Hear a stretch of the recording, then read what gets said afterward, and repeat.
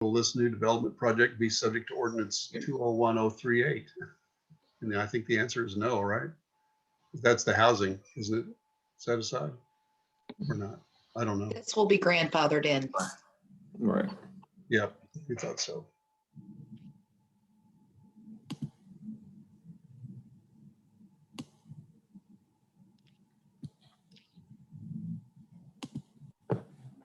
Well, we are, best I can tell, we're live here. So I want to welcome the panelists. It's very nice of you to be here. We have Janice Boland from the Kansas City Public Library, Christopher McKinney from Urban Neighborhoods Initiative, Angie Lyle from TIF Watch, Jenny Walters, who's the Vice Chair of the Council of Neighborhoods, and Alice Kitchen and Cheryl Barnes, the League of Women Voters. I'm Sandy Eads. I'm moderating tonight, and we're going to start off by introductions for each of you. And I'll start, Janice, with you. Sure. I'm Janice Boland. I'm the Director of Finance at Kansas City Public Library. The library's role in the community has changed dramatically in recent years, and especially this year. Of course, we still have books and educational materials, but we strive to provide solutions beyond books, digital access, resources for job seekers, entrepreneurs, immigrants, and we are committed to being flexible and adaptive to be able to assist our community, which has been a real challenge this year, but I think our staff at the library has really risen to that challenge. And our interest in neighborhoods and housing is just that these issues deeply affect our constituents, and that we want to be able to continue to serve them. And so we're just attentive to those issues. Thank you, Janice. Angie? Good evening, and thank you once again for having me on and for having this important forum. The work you do is so vital, and we really appreciate the invitation. My name is Angie Lyle, and I'm with the Coalition for Kansas City Economic Development Reform, also known as KC TIF Watch. And we've been organized since about 2016. We became organized over one specific issue and quickly realized the need for overall economic development reform in Kansas City. The economic incentives are no longer just with TIF, but they encompass a lot of different agencies within the Economic Development Corporation, including PIEA, which I believe this particular project will be going through. And so we've been watching a lot of different projects, working with a lot of different city leaders and groups within the Kansas City area to try to reform incentives so that we can better utilize those and create more equity in the whole process. Thank you. Jenny? Yeah, I'm muted here. My name is Jenny Walters, and I am the chair of the Council of Neighborhood Leaders. And we are a group of neighborhood leaders, advisors, activists, mentors who have completed training through the Center of Neighborhoods. And we were selected from the graduates of the Center for Neighborhoods to form this Council of Neighborhood Leaders. And so we represent all the neighborhoods in the Kansas City metro area and work with helping them to stay informed and doing projects that the Center for Neighborhoods can't necessarily partake in. Thank you. Christopher? Hi, yeah, so I want to thank you all for this invitation to the League of Women Voters. I'm Christopher McKinney. I'm with the Urban Neighborhood Initiative. I'm the Community Impact Director. And our mission at the Urban Neighborhood Initiative is to really focus on eliminating poverty. Housing is a large part of the work that we do. We have a ordinance that was recently passed, Ordinance 201038, which is focused on really set aside, making sure that these new developments, that there are set aside units for those that need affordable against housing. And so we're just very happy to be a part of this conversation. Thanks, Christopher. I want to go ahead and also ask Alice Kitchen and Cheryl Barnes to introduce themselves and talk a little bit about their connection to this work. My name's Alice Kitchen. I'm a League of Women Voters member and a co-chair with Cheryl on the TIF study and the housing study. If you haven't seen them, we can provide them for you to read.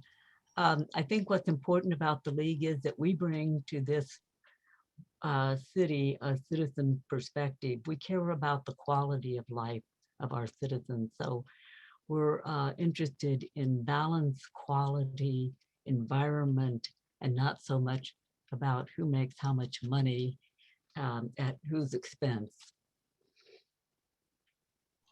Cheryl. I was so enamored with what Alice was saying, I wasn't paying attention. Alice and I get into good trouble. I follow her wherever she leads me, and that was the TIF study. We decided that was absolutely ridiculous for all that money to go to developers. And we both kind of put our hands on the hips and said, that's not right. And so we did a TIF study, and that led to a housing study. Which is one of the League's strengths, in that we find issues that need, if we don't have a position, then we have to do a study. We reach consensus, and once we reach consensus, then we can have a position and help. So the League was able to support the Urban Neighborhood Initiative with their work with the city to get the ordinance passed for the set-aside ordinance, or it gives developers an option to set aside a certain number of units or to help fund the housing trust fund. So we're very pleased and very proud to be able to work with you and I in that regard. The League is a really interesting group, so I'll put in my little plug here, lwvkc.org for more information. Look forward to the conversation this evening. Thanks, Cheryl.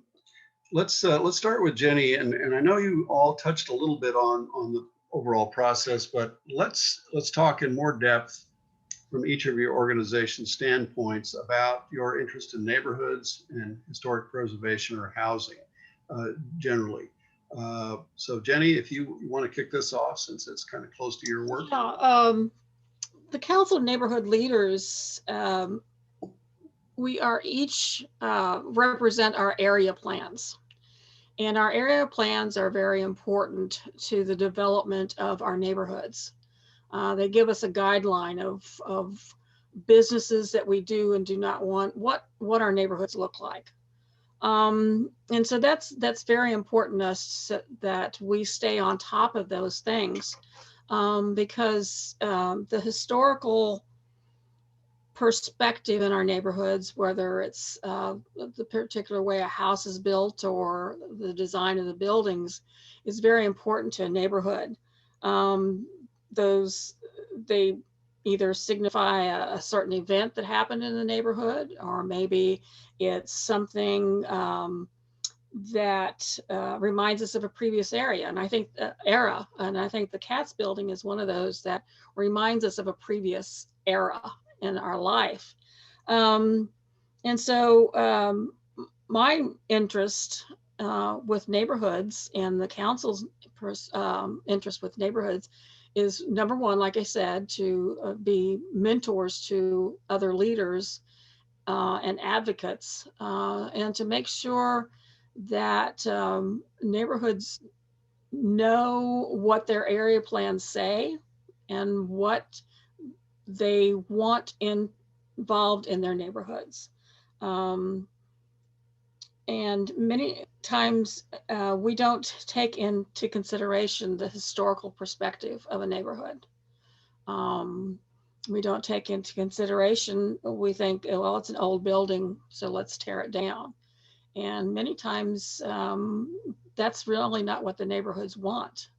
And so we need to fight to keep those buildings intact and maybe turn them into something else. There was a school turned into, I believe, senior citizens development or housing, which was very important for that neighborhood. And instead of tearing down that school that had been a part of the neighborhood for a long time, they turned it into something else. So many times too, if we keep our historical perspective of our neighborhoods, we attract more investments into our neighborhoods, which then helps the vitality of that neighborhood. So that's the council's perspective of what we do. And my personal activity with neighborhoods goes from my own, being part of my own neighborhood, to looking at a broader scope of the whole Kansas City area and what's important to all neighborhoods in Kansas City.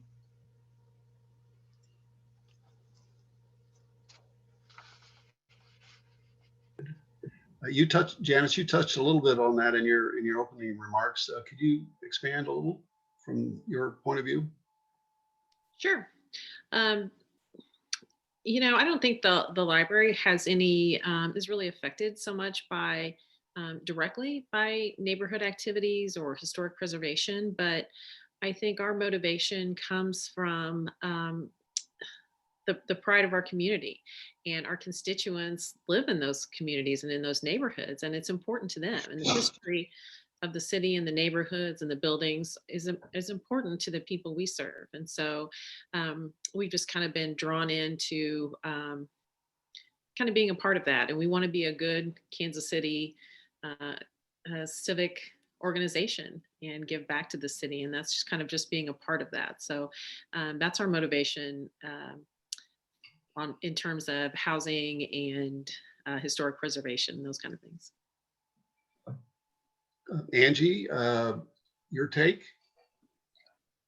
I would say that a lot of what we do has to do with the fact that we've had to see millions and millions of dollars of incentives going into luxury developments that just do not serve the entire population.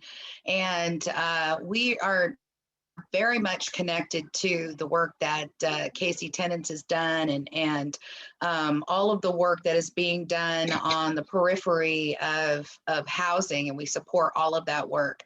I think our organization has been primarily focused on that, but we use that as one of our driving factors. You know, we are developing for, you know, we're not accommodating the people for which those services are being, you know, tapped to pay for those developments. So the citizens are being hurt twofold. They're not getting the right amount of housing built for them in the places that they need.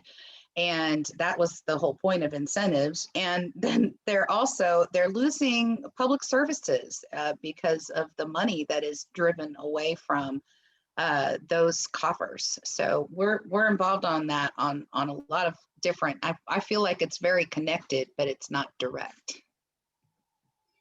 Well, Christopher, this is completely in your wheelhouse. So let us know what you and I's bigger picture on this is. Right. So our work, just kind of as it says in our name, right? You know, so we're in the neighborhoods all the time. Our boundaries are Truman being our northern boundary. Our southern boundary is 52nd Street. Our eastern boundary is Prospect, and our western boundary is True. So we're right there in the urban core, and we really focus on those most vulnerable residents. Our public policy work, kind of as I talked about earlier, focuses on exclusively right now, focuses on affordable housing. And so we see our work as really our affordable housing work central to our overall mission of eliminating generational poverty. I think we know that when people don't have a place to live, you know, that creates a whole nother host of issues.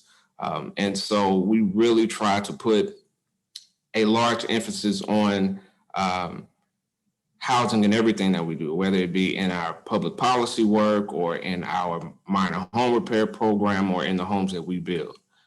So housing is really a part of our central mission.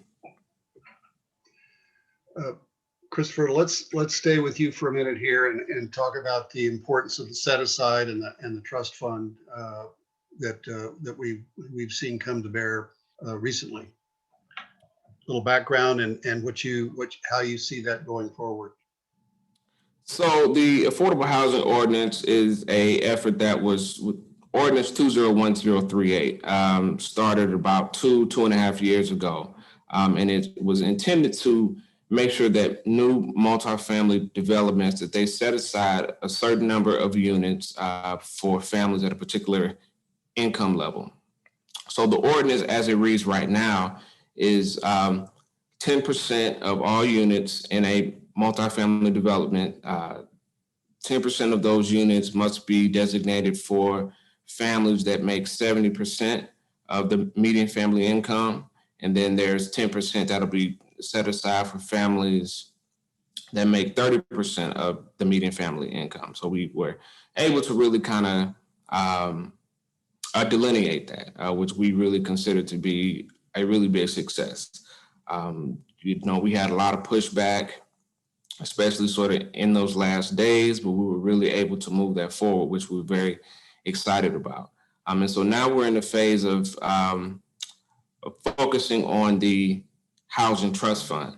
And the Housing Trust Fund is really intended to help let's sort of close that funding gap with those set aside units. What you'll hear from developers a lot of times is that they've maybe lost out on some revenue because they have to set aside a certain number of units. So the Housing Trust Fund, which is in existence, but is not currently capitalized, we're working with other community stakeholders to really come up with a strategy as to how we can fund that Housing Trust Fund, which we believe will be crucial to ensuring that there is affordable housing in the city. I think going forward, we think as an organization going forward, that it's going to take some time, but that it can be done. It's just something that the city really has to prioritize. And for those of us who are, or for those who are watching this, those who are participating in this coalition, it's really going to take, it's going to take all of us to really make this happen. It is something that will happen, but it will take a lot of work.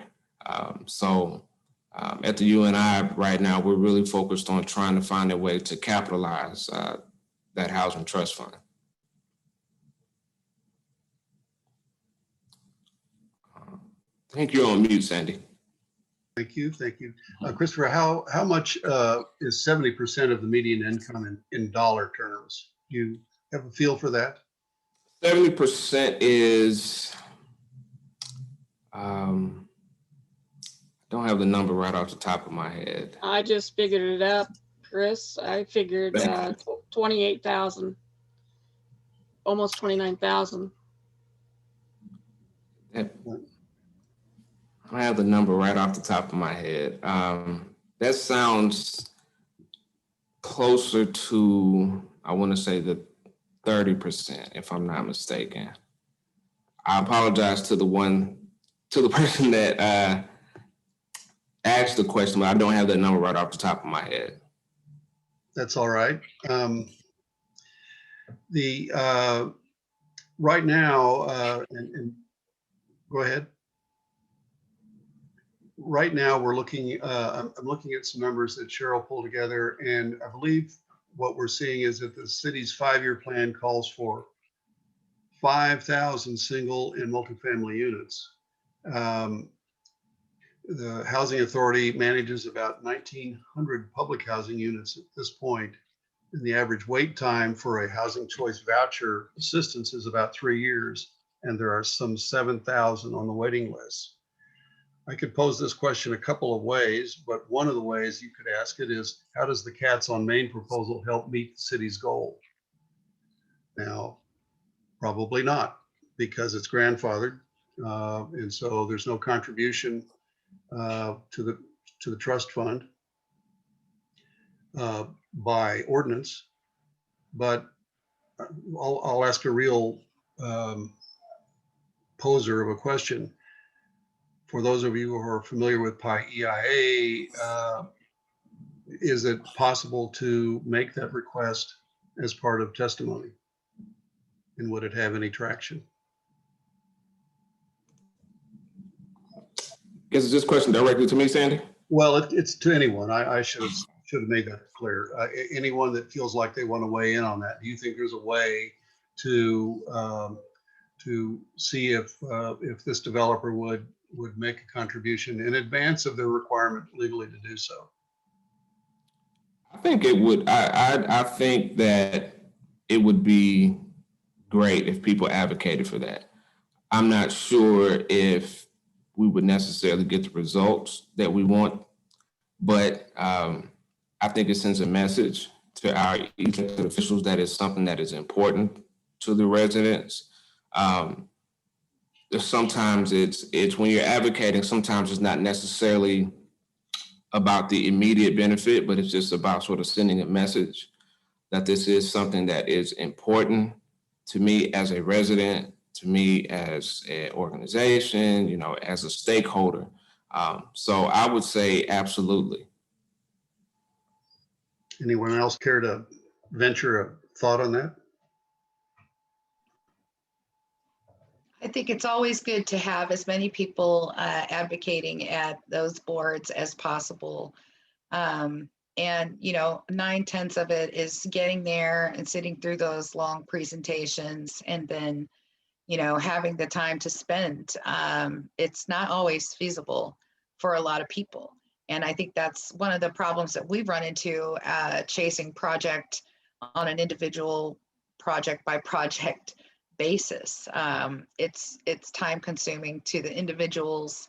And I think a lot of people know that. And then it's not just PIEA on this project, it is, I think, but then on a lot of projects, it's a lot of different places. So I think in this particular project, definitely people should write, you know, if they can about, you know, and see what will happen, but you never know. And actually, I like that specific request because it gives them something concrete to have to answer yes or no, that, you know, they're committed to the community, they're committed to this, to our city.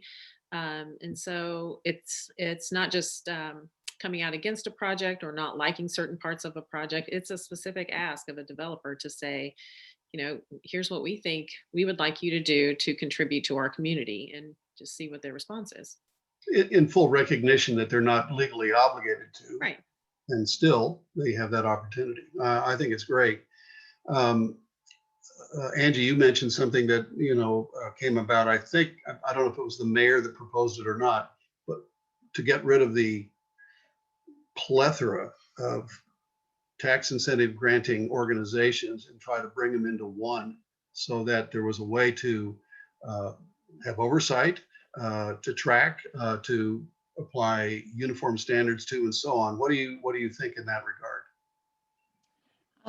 You know, it was a really exciting idea. I think that, you know, when we heard that, we thought that would certainly simplify things if the developers didn't think that they could shop around and, you know, play one side against the other if it were to get all of the possible good deals they can possibly get. I think that would, you know, definitely help us overall. The issue, of course, would be with certain agencies that have state oversight or state rules with regards to that. So, of course, it will be problematic to implement. But if we could make it happen, I don't see why that wouldn't hurt things. And I'll agree with that. It is a lot of work to trace down all the different agencies. They all have their own set of rules. They have different things that they're shooting for. And so you really have to stay on top of every single agency and what's going on with them, and follow each individual agencies. One of the things that was nice about the recent ordinance that passed with some tax incentive reform was that it aligned all the agencies. They're all capped at the same 70% for 10 years and an additional 5 years. So it's a nice relief to know that they're all under the same, at least, qualifications right now. But it is a lot of work, and it's the onus on the taxing jurisdictions and the communities to really follow that. And it's very cumbersome with that many different agencies with a variety of interests. Is there any just being pie in the sky here, is there any city administrative savings just on the city side and EDC side or whatever to have a simplification of this process?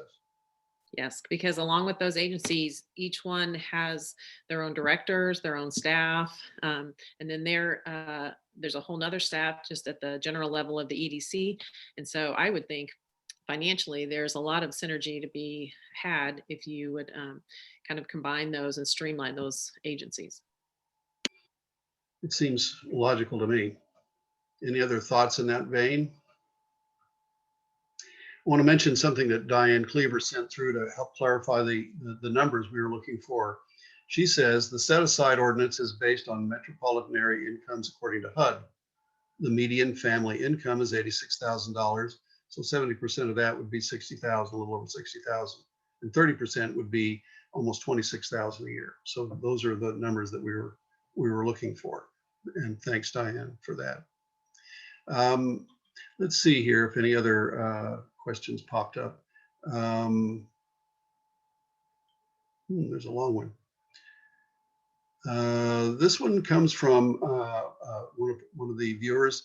It came up today at the City Plan Commission meeting that the water main will need to be upgraded to provide the type of service that will be needed to have proper residential and service and fire protection at this development. The developer's representative indicated she felt that a cost sharing should be pursued. And this viewer says, I think it's improper to make other entities around the development be required to share in these costs.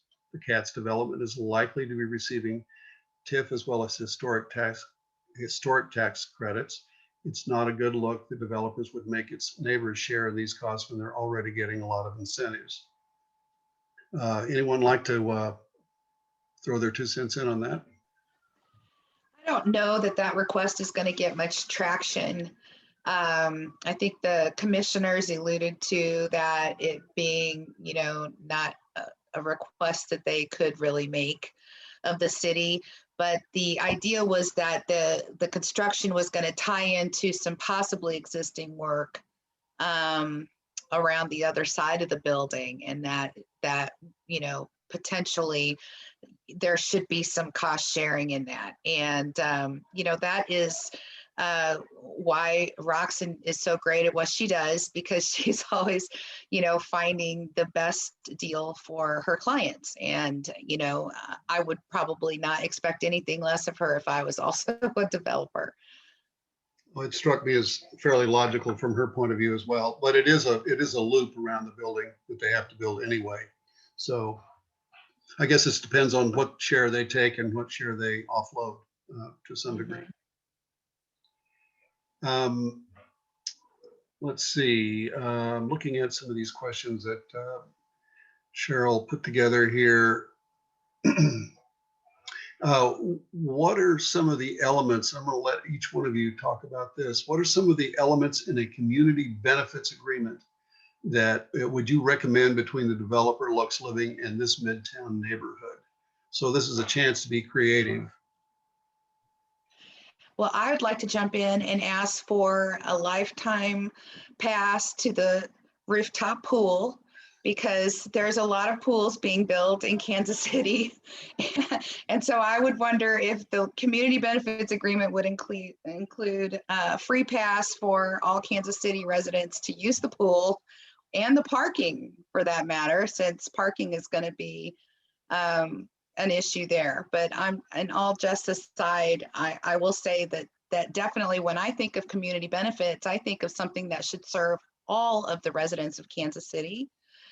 Certainly it should help, some of the immediate community, but it should definitely, I think there should be at least one big one that they have that serves all.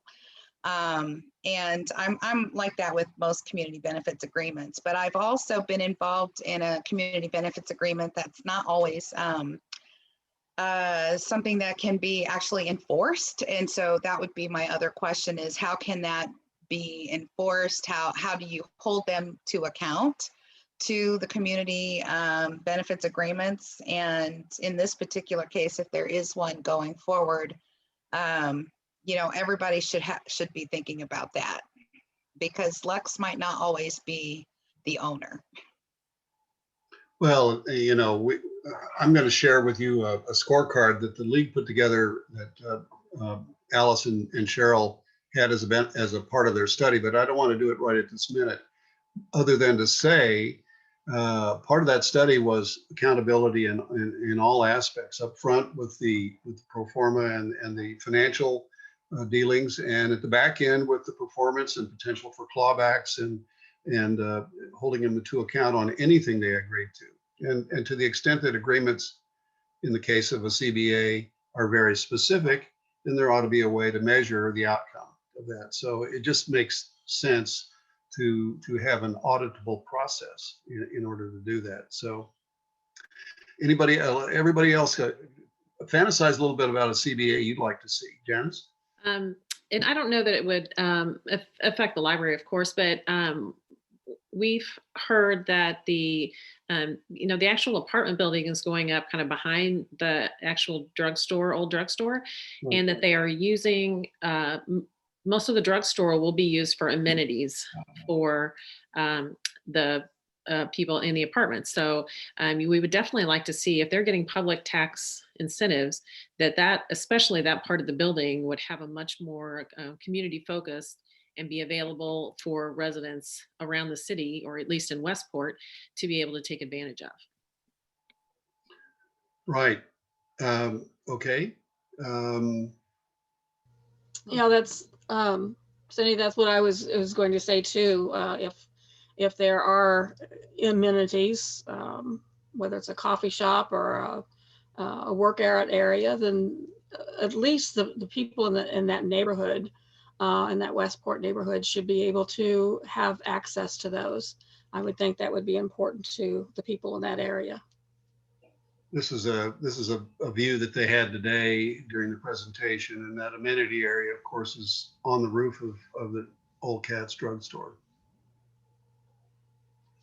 Yes, and I think I would echo what everyone else has said, just regarding access. I think that oftentimes is the big issue just around housing, is that it feels very exclusive and it's not inclusive. So anything that would make the development feel more a part of the community, not something that is just for the people that are just living there. I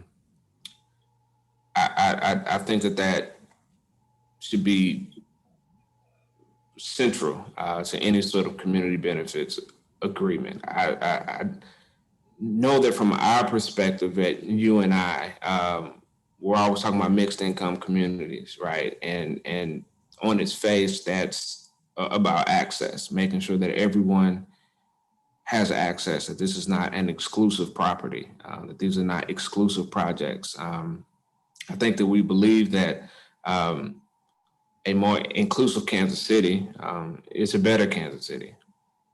So. I'm going to share this scorecard that we put together, and I can make sure I get the right thing. I've blown it up a little bit, but this is I believe Alice would call this aspirational. So it's broken up into two sections, partly the administrative agencies and partly for developers. And with a bit of a score here, and of course with accountability a key feature of this. And some of these are fairly generalized, and some of them are more specific. But incentives to use to be tools to use for improve the economic status of a variety of parts of the population, providing union jobs and in construction, workforce preparedness programs, priorities designed to get developers and applicants into areas that really need the benefit of development. Incentive decision-making process that will have proportional representation from the affected taxing jurisdictions so that everybody gets the right weight in the conversation. Neighborhoods and school districts around the identified proposed district will be consulted and listened to 3 months in advance, so enough time to work on this, and documented and transparent and available to the public. and then a monitoring system to make sure this all comes out the way it was supposed to. On the developer side, they should negotiate these agreements with the citizens group so that the community benefits are tailored to the people that should benefit, and including even making open spaces available for nonprofits and civic organizations, providing affordable housing for those at or below the average median income, accountability for strengthening the performance and audits to ensure adherence to contracts. Now, this is a cap of 15 years. We've got, I guess, lower terms now. And that all, this is clearly coming from the league, all commercial businesses benefiting from tax incentives have to provide voter registration and ballot initiative work on site, so that there's, we're extending democracy to these developments. Anyway, so that was our take on a broad range of values-based community benefits that we think could be tuned up and made part of any development. Comments? The only thing I see lacking in that, and maybe it's implied, but that the people that the developer would hire to do construction or whatever, that they hire a certain amount of minorities and non-traditional Yes. workers. And I don't know if it's implied in there, but that's the intent. Absolutely right. So that all construction agreements and all labor agreements are broadly representative of all groups. Absolutely. Let's see here. I'll say too, I was very struck by the 3 months, because that's another issue with a lot of development in Kansas City, is that the affected people or organizations are notified at the very last minute possible often. And so it's very hard to keep up to date and weigh in on those projects when you don't know that they're happening until you get about one chance and very little notice to go and either testify or give feedback for those things. So that's another real challenge in Kansas City, I think. Okay. One question from one of the viewers, understanding this proposal was they weren't seeking tax incentives, but that's not the case, right? They are seeking a PIEA incentive as well as historic. Okay, and another comment, it's being developed as a private residential entity. Allowing anybody from the neighborhood to use the pool or amenities is not practical for their doing business. I think Angie was just wishing, right? I was definitely just wishing. Yeah. Let's see here, Cheryl, you made a comment here. You want to expand on what you sent through Regarding the PIEA? Pro forma, yeah. We talked to PIEA to ask about Lux asking for tax breaks, for tax incentives.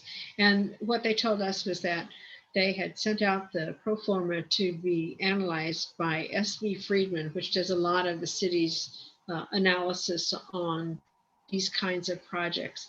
And that analysis should be back sometime this week. But if they didn't want a tax credit, they wouldn't have to talk to PIEA at all. They would just say, here, city, we want to buy this property and we want to do this, and go to the historic group and say, this is what we want to do for historic preservation. But they do want, apparently, a tax break, but we'll know more, and we'll know how much more when we get the S.V. Friedman analysis back that says the city would be providing in essence, gap financing. So the bankers, they say, will give them X dollars, but they need Y dollars. So the city would come up with the difference. And that's the issue that we have here. And that if we went to our bank and said, we want to buy a Rolls Royce, but we have money for a Chevrolet, they wouldn't say, here's enough money for your Rolls Royce. Have at it.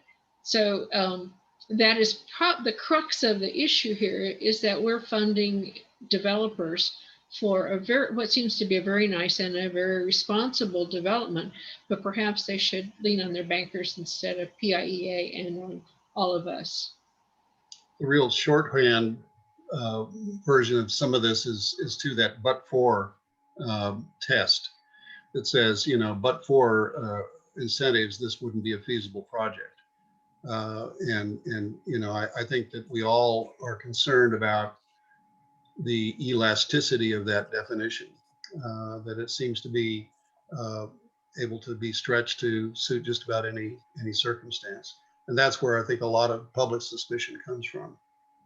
Well, and on top of that, I think we've created an environment where it's difficult to be financially viable without these. So when you've given these sort of tax incentives away to most other apartment complexes that have been built, yes, it's going to be harder to build them, but by keep giving them away, you're just compounding the problem. You're not trying to figure out what's best for the city. So.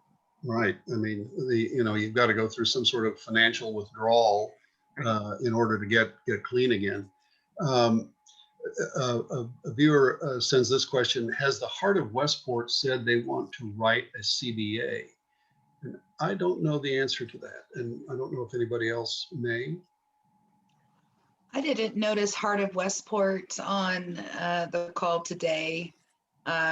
So I don't know where they're at with it. I do know that that there was somebody from the Historic Preservation Right.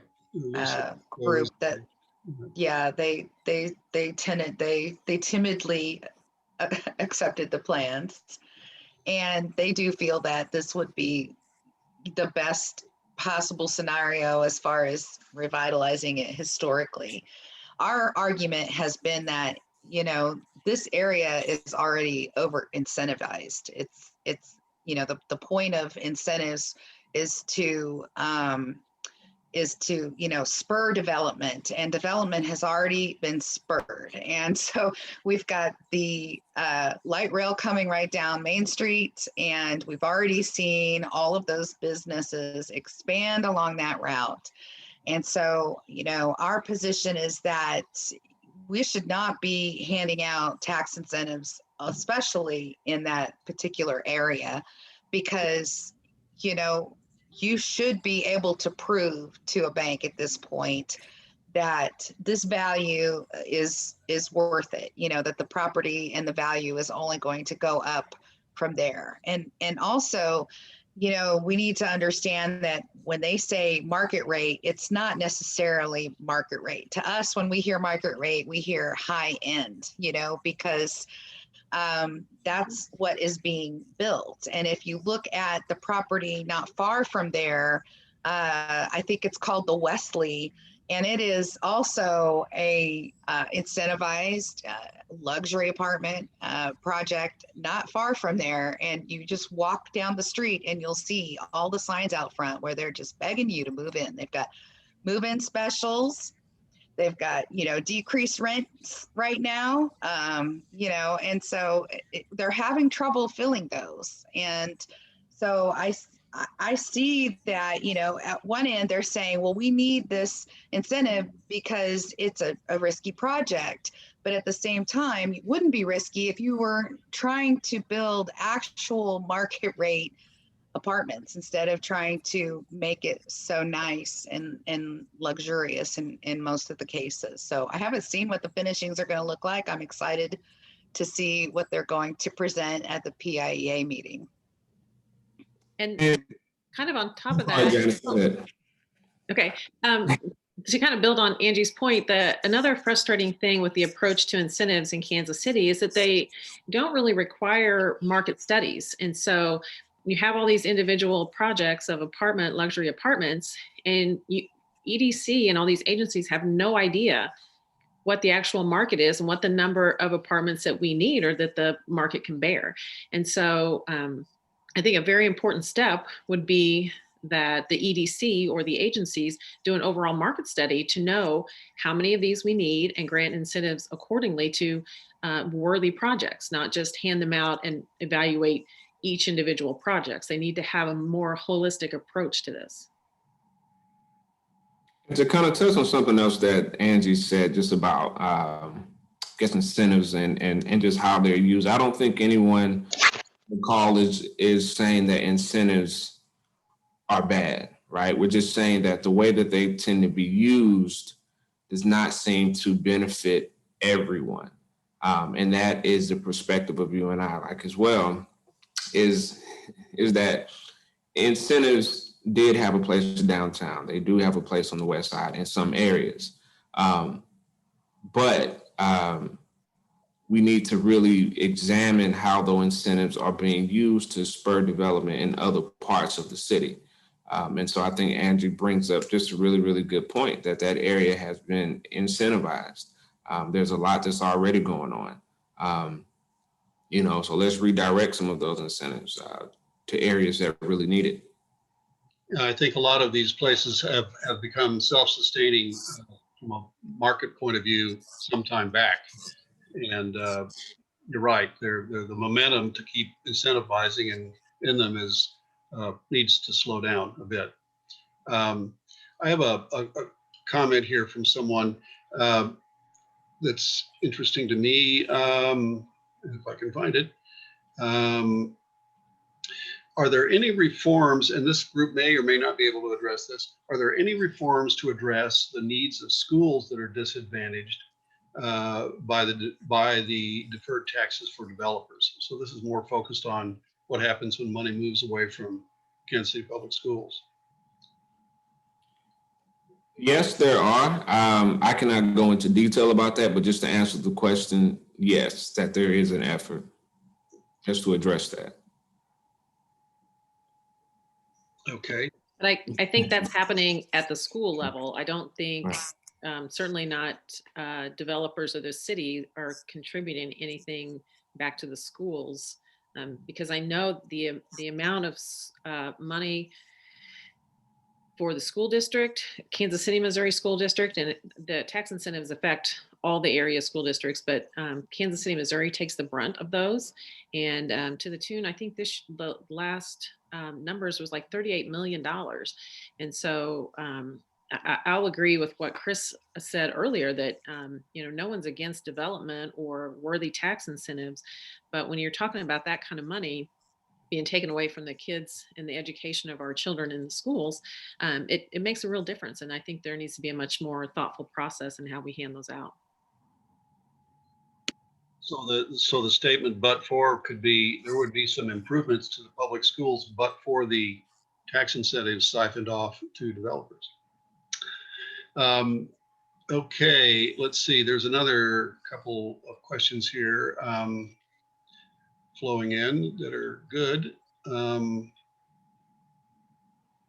I think I caught them all. Three new messages. So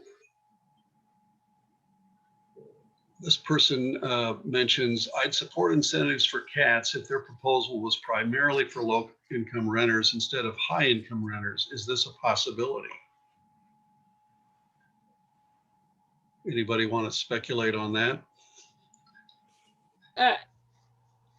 I would like to see it more of a workforce type development and low income. I think there would be plenty of people that work at the hospital, at the university, other places on the plaza that would be interested in living downtown, but they can't afford those high end. And so I think more of a workforce development with some low income units in there would be a really good idea. I believe we were told that even a small number of low income units would not be possible. My understanding was that as well, Janice, from what we were hearing. And again, more will be known when we actually see what they have to say at the PIEA. And if they had been on the call, maybe they could have enlightened us a little bit about this. But, when they tell you they can't even make the building shorter because they're up against a financial wall, I seriously doubt that they're going to be able to make any other kind of concessions to what they plan to have in the way of apartments. And my understanding is that the apartments are also extremely small. I don't have the sizing, but it doesn't look like families, would be able to really enjoy these apartments. So I hope that's not true, but like I said, we'll know more. One thing I think we know a little bit about here on the size, I think Alice mentions there are 60 studio units that are about 550 square feet apiece. One bedrooms are about 650, and the two bedrooms are 950 to 1,000 square feet. And I think that's all we know about the unit mix. Okay, so go to IKEA and walk in through all of those prefabricated apartments, Yeah, and find the one that's 900 square feet and see if you can fit your family in there. right. Exactly. There's another question here I want to look for.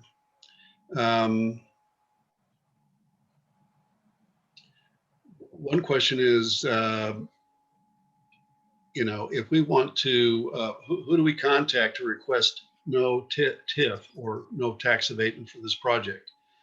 Apparently, a lot of additional market rate housing will be developed at the high school site around the corner on 39th. I imagine this is talking to your counselor and talking to showing up at the PIEA meeting. And really for PIEA, I would encourage you. I mean, you're always welcome to go through your council person because they should have some influence, but I would contact the PIEA board directly and make your feelings known there. Or if you can go to the meetings, they have a monthly meeting where they'll be voting on this, probably April or May. You can certainly go and weigh in, but you're welcome to contact them before to make your feelings known. Thanks for that. Are they doing their meetings virtually, I assume? Yep. Okay. Great. Boy, the messages are coming in. This has come up a couple of times as the developer disclosed whether it plans to flip the building to another operator.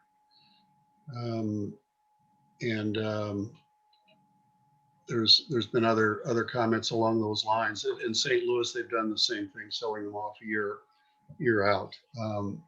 They've said this, to my understanding, they've said nothing about this project having that fate. Does anybody know anything differently? We got a vague indication that I don't think they will commit to not selling the project. So I don't think they said that's not in their plan, but they won't commit that won't change. And I do know in St. Louis, I think they've flipped a couple of properties to the point where St. Louis is looking at changing their process to make sure that can't happen again with some of the developments. And I'm not sure, Janice might be able to help me out here, but we don't really have an existing clawback situation here in Kansas City. Wouldn't that have to be built into the PIEA agreement for this particular project specifically if we wanted that to happen? Absolutely. I don't think there's a standard clawback provision, which, to me, it's again, just good business practice that if that should be built into almost every tax incentive, that if, you don't abide by what you said you were going to do to gain these tax incentives, then we should be able to claw back that. But it's not just a given that that's in the agreement. So this would have to be spelled out.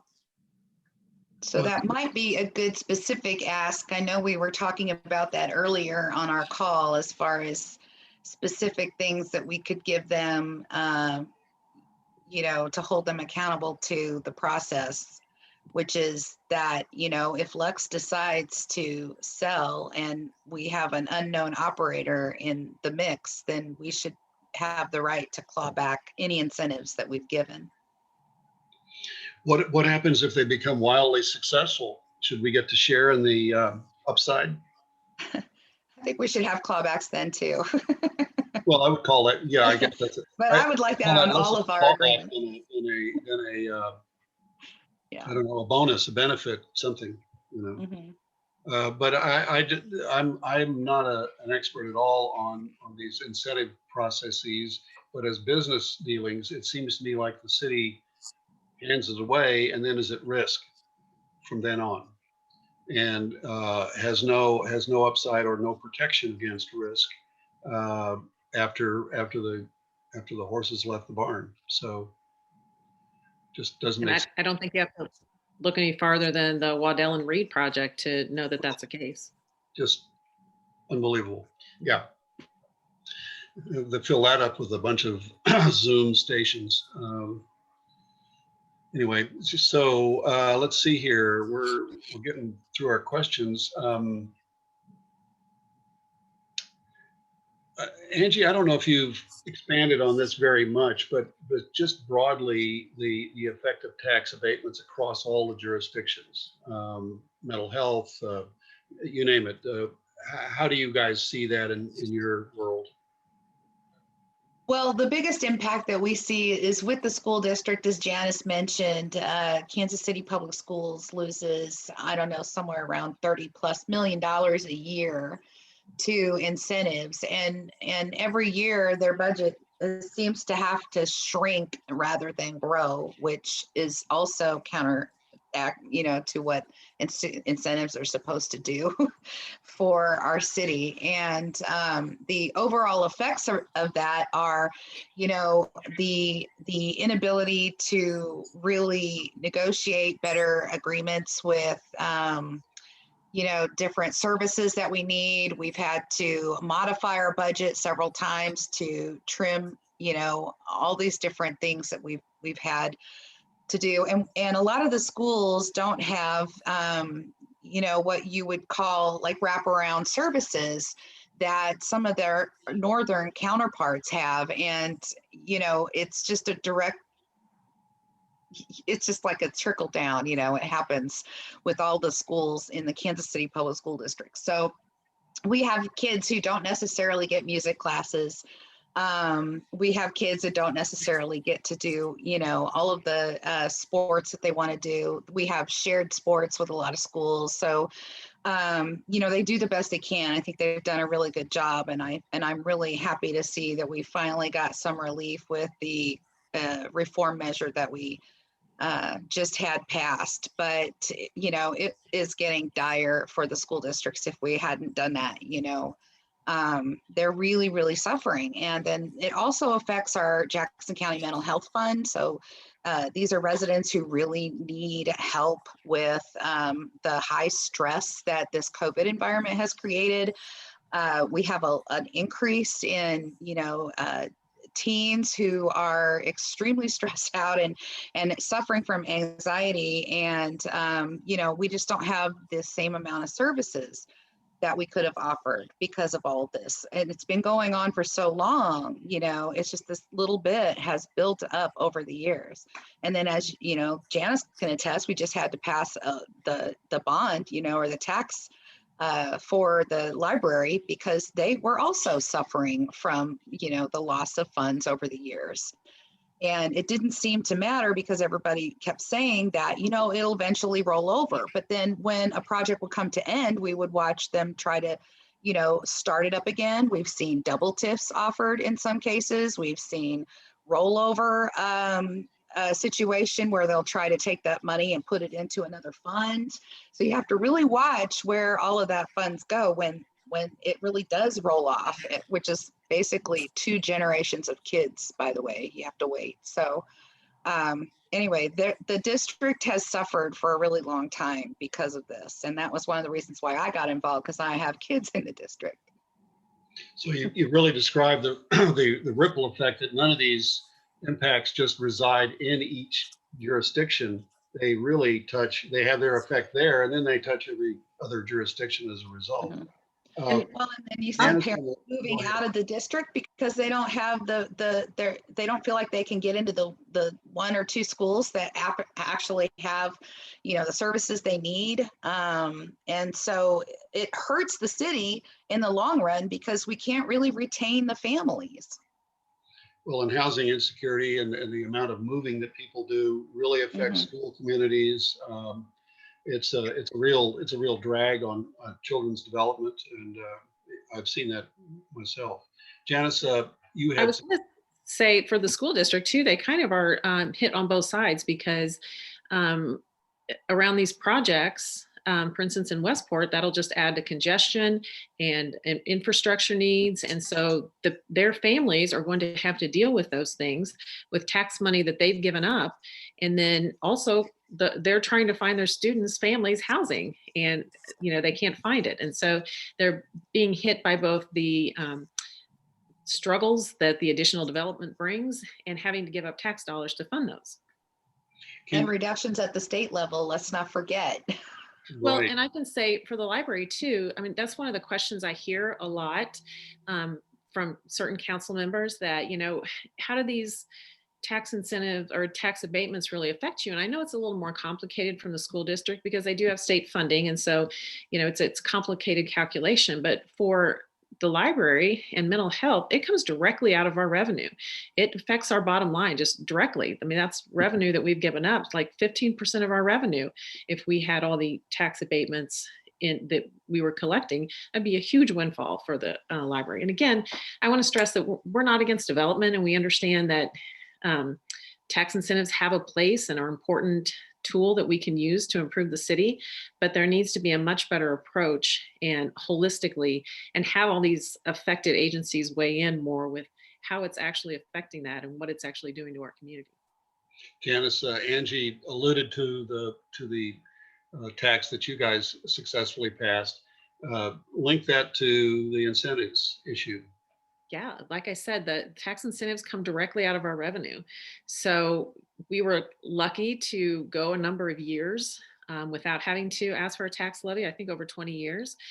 But another thing about the incentives that they're growing at an increasing rate. So, about 5 years ago, we were only at a little over 2 million, and now we're over 4 million.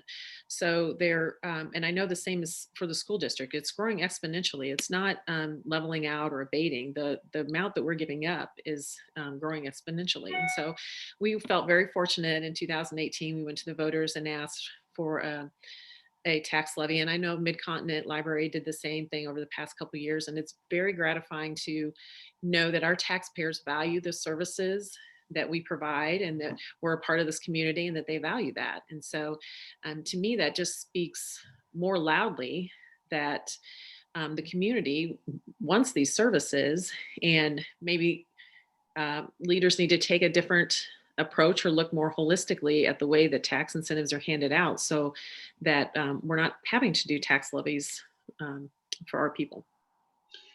This interesting question, Chris, were you going to say something? Oh, no.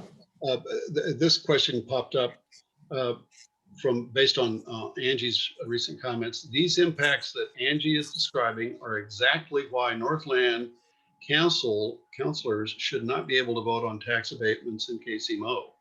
How's that for a hot potato? Anybody want to grab that? I mean, what that isn't that everybody That's an interesting concept. I like that idea.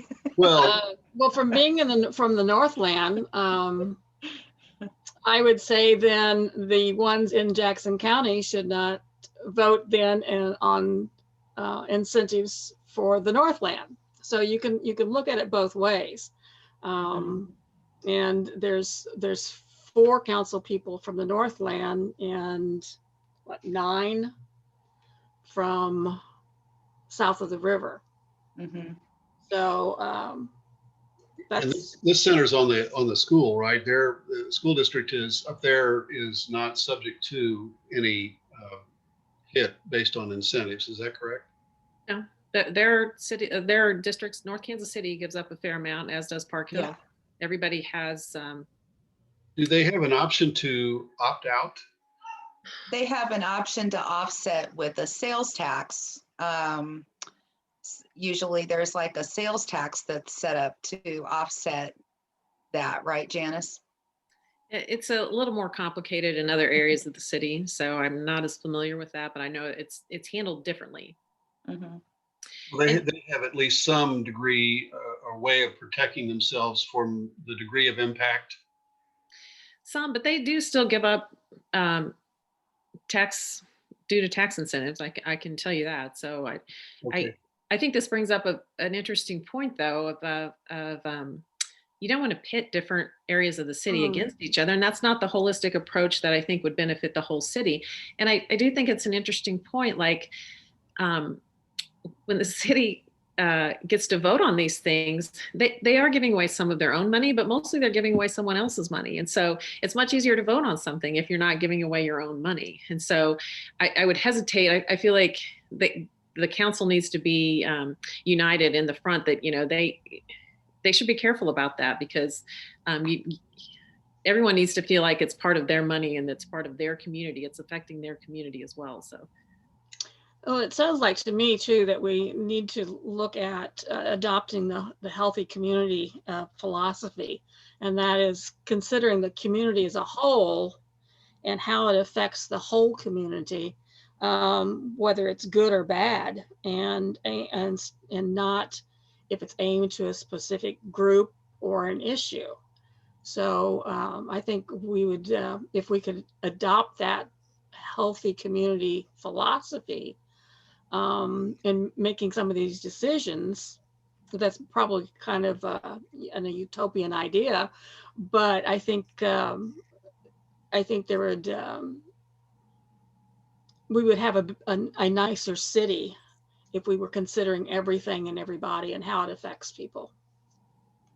And to But kind of add on to I've been Jenny, known to be a Pollyanna too, so. oh,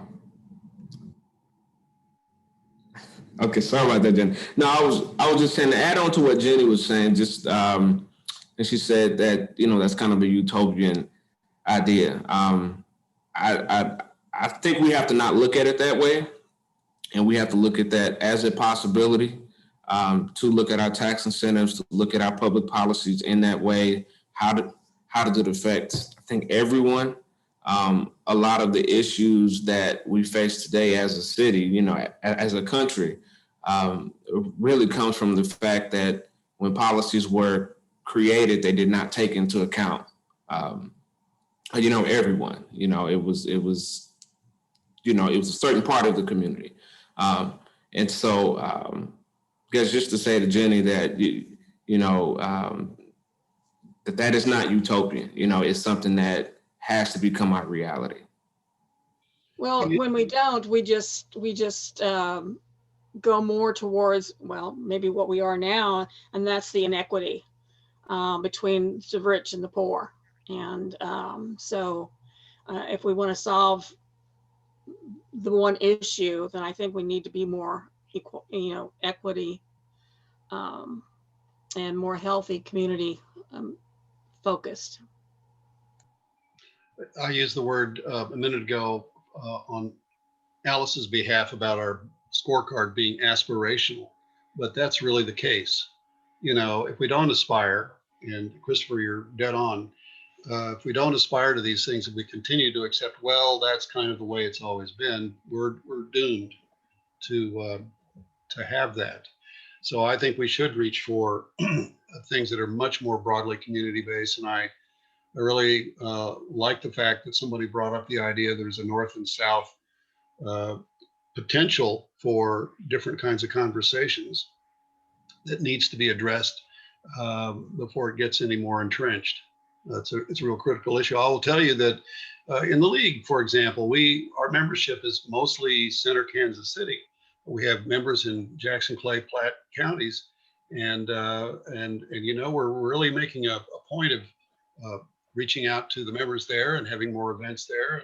It's a concern because as generally progressive as I believe the league is, we still have our sort of geographic worlds we live in, and I think it's something you have to consciously work to overcome. So it's a good point. One of our esteemed members just raised this point. She said the Hickman Mills School District received $6 million as the community benefit out of the $400 million super TIF that Cerner is receiving. And we had a forum with Hickman Mills School Board members the other night, and they all say they believe now that with what they're experiencing, they should have asked for more, but they're stuck with a 23-year long TIF, and the deal they made is the deal they made. So it's how you strike that deal in the beginning is an issue, and if you're coming from a position of sort of begging or trying to scrape off money against heavy odds, it's tough to make any kind of a deal. That's another issue too with that development. It was built in that they would have, when they develop the area around Cerner, that they would use like prevailing wage and minority business and those kind of things. And now that they're actually trying to develop, they're trying to sell it to have someone else develop it. They want those things wiped out because it's too hard to build into their business model. So that's another, just another way to make sure that that stuff is built in the beginning, because you can't just take the word that that's how that's going to turn out, because it might not. Right. It's part of all the agreement features and facets need to be seamless throughout the life of any abatement agreement. Right. When one of the things too that I hear from people when I go out into the neighborhoods is why the length of the TIF, you know, the time that they're given, you know, why 23 years? Why can't it be 10 years? Why can't it be 5 years? And I don't have an answer to them on that. But I think it's a good question. And I think that it really irritates the citizens of why are these companies getting 23 years and then coming back and asking for more? I think the council's very aware of that too. There's been several council members that have been kind of educated on just the length of building materials. You know, they're not building with things anymore that will last 25 years. And so you're incentivizing a project longer than it's actually built to last. So that was the nice thing about the council working together to put the new restrictions, the timeframes on. So now the max is 15 years, and I think that's much more reasonable timeframe and a little more palatable for the community. Angie, I know you were about to say something. Oh, I was going to say that our group actually wants 50% for 10 years. And we have a lot of other stipulations for where those developments should go, obviously. But we're very happy that it went the direction that it did. We're definitely in a better position, I think, with the city council making that change. And we're hopeful that we can keep working on it. With this as a limit, why does it have to be that's what everybody gets? And I know that's a silly question, but in other words, this is as much as you can get, but what do you deserve based on some sort of upfront analysis in the pro forma of your project and so forth? I mean, I'm being very naive about this, but is it an automatic,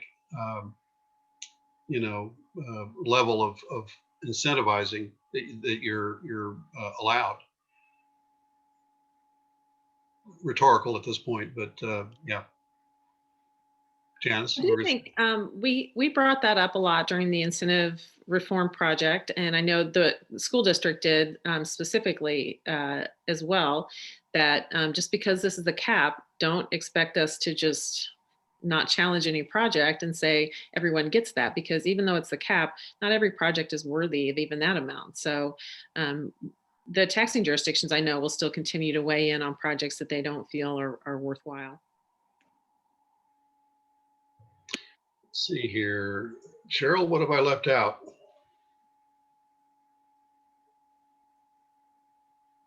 You know, I don't mean to put Christopher on the spot, but there was a really interesting group of diverse organizations that you and I pulled together to work on that ordinance 201038 for set aside units or ways to fund the housing trust fund. And it was just really interesting to see the list of names and people and organizations.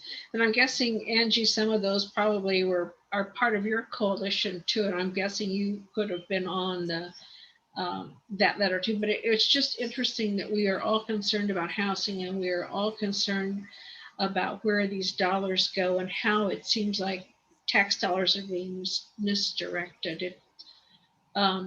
Because we're really not addressing social justice needs. I don't know that we're missing anything. I just wanted to share that it's interesting that we have such a diverse group of people and organizations whose hearts are in the right place, and we continue to work on these issues. Yeah, I would definitely agree with that. Oh, I think Alice was going to say something. We've been talking the whole time. She can. Well, I was just going to add that on our citizen benefit scorecard, number 4, taxing, financing, incentive priorities will be designed to drive developers and applicant organizations to target their proposal to identify census tracts that have low life expectancy, high crime, and poverty levels. And so that's where the money should go, not to the other places.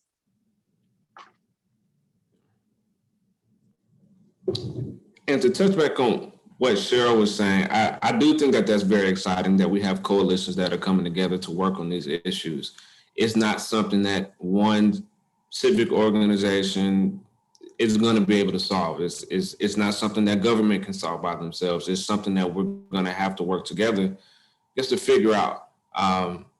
You'll need your advocates, you'll need your policy wonks to really figure this thing out and say what's best for the community. So I think it is good to see that we have such a diverse coalition. Instead of working on, a variety of issues. I think one of the first things I said was that housing tends to be kind of the thing that precipitates everything else, right? If you don't have quality housing, your housing insecure, that leads to children moving from school to school, which leads, to truancy. It can also be, a cause of violence. If you don't have adequate housing in the right places without adequate transportation, that creates a whole nother set of issues. So I really do think that this is a very important conversation, and I'm glad to see that there are different coalitions working on this. Well, with the victory in the housing and some of the TIF reform, it seems to me this is exactly the right time to keep it up, because the trend is in the right direction, and so the force of coalitions is really all the more important in my view. I, as a retired architect, one of the things I was a big champion of is writing a good problem statement. That people will get into real tussles over solutions faster than anything. But if you can get them to agree on what the nature of the problem is in real simple terms, what are we trying to solve, such that when we come with solutions, we've addressed those issues we identified up front, and you're not immediately running. You're not solution prone, as a friend of mine used to say. And so that if you wanted to find a way to get to common ground in a lot of this, it's making a list of things we can stipulate. These are what we believe are the issues. And I think if that can be done, I pick your topic, I think you'll have a way of saying, but we haven't solved number 6. We haven't solved, these series of issues, because we, we agreed that these were the key things that needed to be addressed. And so you can always refocus on that. So I'm a fan of getting to common ground over an understanding what the issues really are at a very fundamental level. I'm seeing some more things in the chat, but I think there are a lot of agreements to Alice. So that's nothing unusual for her. She gets those all the time. And I just wanted to add one more thing about those coalitions. For those that are watching, on Zoom or on Facebook. But these coalitions, a lot of times they're made up of volunteers. And sometimes things don't move as quickly because of capacity, right? Sometimes, people just don't have the capacity. So for those who are watching, if you want to get involved in anything surrounding housing, I'm sure that you can reach out to Sandy or Cheryl or Alice, and they'll put you in contact with the right people. Because in order to really move these things forward, we need more volunteers. I mean, we need more bodies.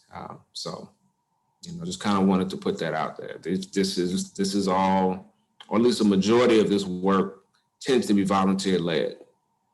You were all talking about our high rates of pay earlier. Yeah. Well, and I want to add on to what Christopher said. I think there's several of us here that have graduated from the Center for Neighborhoods.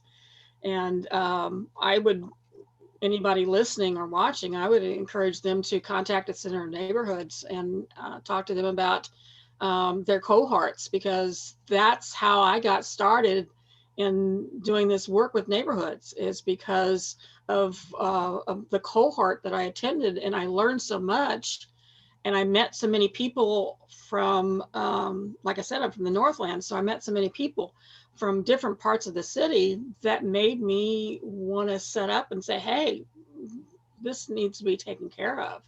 So I just want to put in a little plug for the Center for Neighborhoods. And even if you don't want to volunteer, but you want to know more, that's a great place to get some education. I'd really endorse that too. I'm on the board, and I've been so impressed with what Senator Curls and Jake Wagner and Dana Newman have done with the center. They're growing every year. They've trained so many neighborhood leaders. They advocate for them. They get them to be able to fend for themselves in an expert way, not do the work for them. And that's really created a lot of strength that Jenny's referring to. So they are in fairly good shape now with the UMC system, system, and looking to expand. And so I think they're really developing a solid grassroots organizing and identifying the real issues that neighborhoods face on an individual basis. Every neighborhood is different, but they do share a lot of important things, a lot of which is leadership. And to use your term, Christopher, they're about developing capacity.